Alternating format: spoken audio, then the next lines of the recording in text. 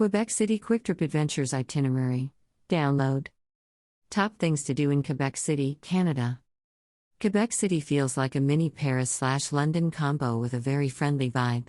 This romantic city's charm is enhanced with the poetic sounds of French speakers within this historical walled city. The architecture is delightfully European as Quebec City was built in the 1600s with lovely cobblestone streets, a funicular, cable car from the 1800s, linking the lower and upper grounds of the city and the grandiose Fairmont Le Château Frontenac punctuating the landscape. I found every single person from shopkeepers, hotel clerks, restaurant workers, Uber drivers, etc. to be welcoming and beyond gracious. Once I uttered a hi, rather than a bonjour, they quickly switched languages to English with a smile and without missing a beat. Basics of Quebec City. To get your bearings even before you arrive, there are two parts to the city, upper and lower. I didn't quite understand this until I arrived. It's super easy to get from one to the other, and the upper and lower are nestled right next to each other. Either take the stairs, breakneck stairs, which include a few landings if you need to catch your breath. Alternatively, pay the small fee to take the funicular, a small, short cable car, up and down. Easy peasy. The highlight of the lower portion of the city is the Quartier Petit Champlain, which includes boutique shopping, bistros and art galleries. The other streets in this lower section have even more art galleries, lots, boutiques, hotels, etc. It's quiet and safe. The upper portion of the city includes Dufferin Terrace, which is basically a wide boardwalk with views of the St. Lawrence River on one side and the Fairmont Le Château Frontenac on the other. You will be at Dufferin Terrace when you exit the funicular or if you take the stairs or steep road up to the upper city from the lower city.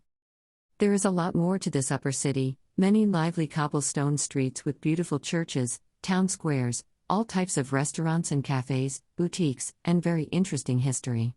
All this history and hubbub is in the Old Town historic portion of the city. You can also exit the walls through the Grand Gates, from the 1600s, and visit the newer part of the city. Accommodations in Quebec City. As usual, I connected with Hotels.com to find the right type of lodging. Interestingly, as with traveling in Europe, Hotels.com also included apartment accommodations. There are many Le Lofts throughout the safe and quaint Quebec City, and I stayed at Le Loft Saint-Pierre, which was in the lower city just a few streets from Rue du Petit Champlain. Quartier Petit Champlain is the area around this street, boutique shopping district, walking distance to all the sites and reasonably priced. Recommended food in Quebec City. Maple pie. We really loved the restaurant Ancien Canadiens. We found it absolutely adorable inside and out with fantastic service at a reasonable price and a cozy atmosphere. Plus it included many of Quebec City's local delicacies in perfect portions. Highly recommended. Don't forget reservations. True locals have recommended the following restaurants: La Bouche, Louise Tavern, Le Chaudet, Buraven, Bistro Le Pop George's. We did go here and loved it. Food tour of Old Quebec City. I can't recommend this outdoor food tour enough. It's doubly beneficial, tasting all the local delicacies, including cuisine that has been served since the 1600s, and gaining an understanding of the fascinating history behind those foods. The fare ranges from soup to baked goods and spirits to wine plus poutine and more. While walking from one destination to another, our amusing guide told stories of local figures and interesting architecture that kept all of us either in awe or laughing. Château Frontenac in Quebec City. This fancy Château Frontenac hotel is located right in the upper area, along the river, with much action around it. You can't miss this grand building sitting up high on the eastern edge of Old Town. It's pretty colossal, 600 plus rooms, and a great place to snap a photo. When you walk through the front doors of this historic, built in 1893, building, you are greeted warmly by a friendly hostess. Everyone is welcome even if you aren't staying at the hotel, and guided toward the areas you'd like to visit, whether it be the historical side or the 3 restaurants. Lots of history happened here, including the planning of the invasion of Normandy during World War II by Allied leaders Franklin D. Roosevelt, Sir Winston Churchill, and Canada's Prime Minister William Lyon Mackenzie King. Dufferin Terrace in Quebec City. As stated earlier, the Château Frontenac is bordered on the east by the Dufferin Terrace Boardwalk, which has pretty views of the St. Lawrence River and additional areas of Quebec City across the river. In the winter there is a toboggan slide right here. In the summer, Go underground and visit an archaeological crypt, Forts et Château Saint-Louis, to get a better idea of the history of Quebec City. The quaint Petit Champlain shopping district in Quebec City. This area encompasses a handful of streets in the lower portion of Quebec City. These inviting narrow, cobblestone streets are pedestrian only with warm strands of lights crisscrossing above quaint boutiques and shops. There are also a few restaurants here as well. Interesting historic buildings/churches in Quebec City. So many interesting stories here in this fortified city. Quick history lesson. Quebec City was discovered by France in 1535 as New France. British conquered Quebec City in 1759 as British Canada. Canada was created in 1867 and Quebec City became the province's capital city as it is today. There are many tourist-friendly churches and buildings to visit within the Old City including Notre Dame de Quebec Basilica Cathedral, Morin Centre, Monastère des Augustins, Îlot des Palais. For more Quebec City history see History of Quebec City. Governor's Promenade in Quebec City. I enjoyed the approximately 3/4 mile walk on the Governor's Promenade from the Fairmont Le Château Frontenac to the Plains of Abraham along the St. Lawrence River. This walk takes you along the elevated boardwalk called Governor's Promenade. Start at Dufferin Terrace and walk to the south, and you'll soon find yourself between the Stonewall Fortification and the St. Lawrence River. Note that there are no signs designating this promenade. This long boardwalk brings you past the east side of the Quebec Citadel and then between the Citadel and Plains of Abraham and Parc des Champs de Battle, a large green space that hosts local events throughout the year.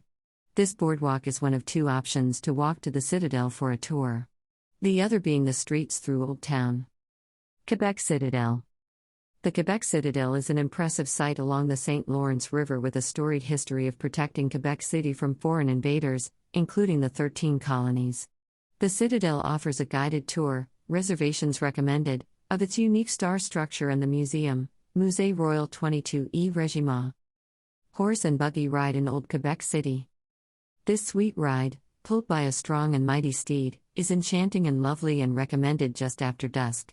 The driver explained Quebec City's interesting history as we clip-clopped past the buildings and statues that he spoke of.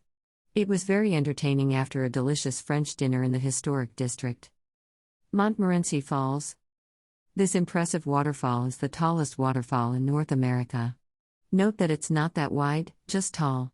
60,000 gallons of water per second fall from the peak, a continual thunderous crash with large plumes of water in the aftermath. Amazing. The Montmorency Falls are just 20 minutes outside Old Quebec City. Options at the falls. Hiking and birding at certain times of year. Follow all trails for the 3-mile route. Balance along the suspension bridge. Climb the panoramic staircase while being sprayed by the falls, 487 steps cable car ride. Eat at the Montmorency Manor. Albert Gilles Copper Museum in Quebec City. The Albert Gilles Copper Museum was a surprisingly super interesting place. Mr. Albert Gilles worked with copper for 60-plus years and made many extraordinary and incredibly intricate pieces of art, including pieces for the Pope, as well as the copper doors of the massive Saint-Anne-de-Beaupré Basilica, which is just 10 miles down the road. Albert Gilles' very talented wife and daughters now run the museum, which includes a large exhibit of paneled copper artwork Cristo Roma portraying the life of Christ in the back portion of the museum. It's amazing. Plus the museum also has beautiful copper pieces to purchase, jewelry, decorations, etc. Ask around while you are at the museum, and the family will be happy to tell you the history of their extraordinary work. Saint-Anne-de-Beaupré Basilica and Shrine. The Saint-Anne-de-Beaupré Basilica and Shrine is massive and awe-inspiring at 328 feet high and 197 feet wide with beautiful stained glass windows adorning the sides of the sanctuary. This basilica was built to honor Saint Anne, who is the patron saint of Quebec. The main doors of the basilica are absolutely beautiful and handmade of copper from the Albert Gilles Museum above, and show many scenes of the life of Jesus. Fun fact about Canada. Canada no longer uses pennies as of 2012. But I did find one, smiley face. Helpful links to book your travel here.